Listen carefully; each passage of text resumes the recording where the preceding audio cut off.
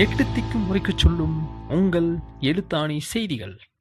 தமிழ்நாடு சத்துணவு ஊழியர் சங்கம் அன்னூர் ஒன்றியத்தின் தலைவர் ஜி திலகம் அவர்கள் தமிழ்நாடு சத்துணவு ஊழியர் சங்கத்தின் மூலம் பலகட்ட போராட்டங்களை நடத்தியதன் விளைவாக 2008ஆம் ஆண்டு ஆகஸ்ட் 15ஆம் தேதி சத்துணவு ஊழியர்களுக்கு ஓய்வூதியமாக ரூபாய் 700, ரூபாய் 600, ரூபாய் 500 என்ற விகிதத்தின் அடிப்படையில் முதல் முறையாக ஓய்வூதியத்தை நாங்கள் பெற்றுக்கொண்டோம்.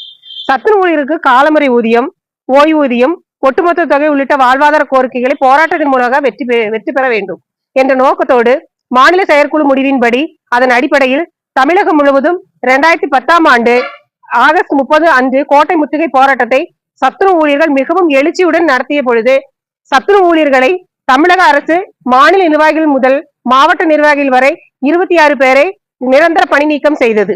இருப்பினும் அந்த ஆட்சியாளர்கள் பணி நீக்கம் செய்யப்பட்ட நிர்வாகிகளுக்கு மீண்டும் அதே ஆட்சியில் அதே இடத்தில் பணியமர்த்தப்பட்ட வரலாற்றை நினைவு கூறும் விதமாக தோழர் எம்.ஆர். அப்பனின் நினைவு நாளை எழுச்சி நாளாக நினைவுபடுத்துகின்ற வகையிலும் மாறி மாறி வந்த அரசாங்கத்திடம் நாம் நடத்திய போராட்டங்களின் மூலமாகவே எல்லா உரிமைகளையும் பெற்று இருக்கிறோம் என்பதை நினைவு கூறும் வகையிலும் இன்றைய ஆட்சியாளர்களின் சத்துணவு ஊழியர்கள் நடத்திய போராட்டங்கள் எண்ணிலடங்காதவை.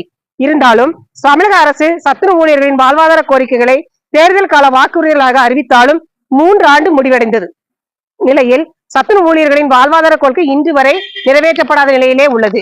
ஆகவே 22/8/2002ஆம் ஆண்டு நடைபெற்ற மாநில செயற்குழு முடிவின்படி மாண்புமிகு முதல்வர் அவர்கள் கவனத்தை ஈர்க்கக்கூடிய வகையில் சத்துணவு ஊழியர்கள் அனைவரும் நமது வாழ்வாதார கோரிக்கைகளை வலியுறுத்தி ஒன்றிய அலுவலகம் முன்பாக 30/8/24 அன்று தமிழகம் முழுவதும் அனைத்து ஒன்றியங்களிலும் தலைநகரங்களிலும் ஊழியர் சந்திப்பு இயக்கத்தை நடத்தி மாண்புமிகு முதல்வர், மாவட்ட ஆட்சியர், அரசு அதிகாரிகளுக்கு ஒன்றிய ஆணையர் மூலமாக மகஜர் கொடுக்கும் தினத்தை வெற்றிகரமாக நடத்தி கொண்டிருந்தோம் நாங்கள்.